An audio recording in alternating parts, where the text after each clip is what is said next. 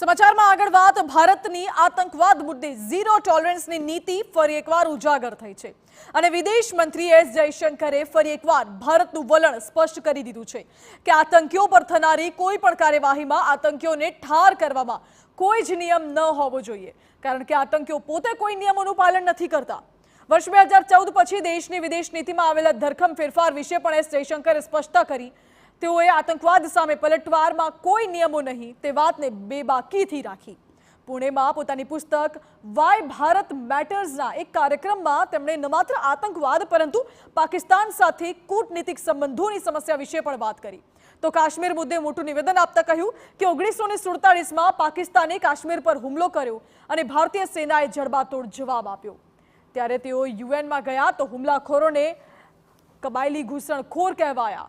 તે બાબતે મોટો ઘટસ્ફોટ પણ કર્યો અને કહ્યું કે જો પહેલાથી જ સ્પષ્ટ હોત તો ભારતની આતંકવાદ વિરોધી નીતિ ઘણી અલગ હોત। આમ કહી અગાઉની સરકાર પર કટાક્ષ પણ કર્યો।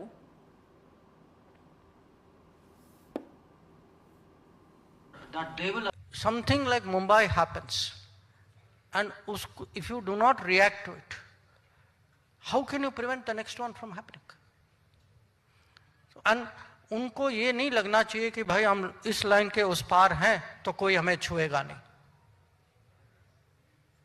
See, terrorists do not play by any rules. The answer to terrorists cannot have any rules.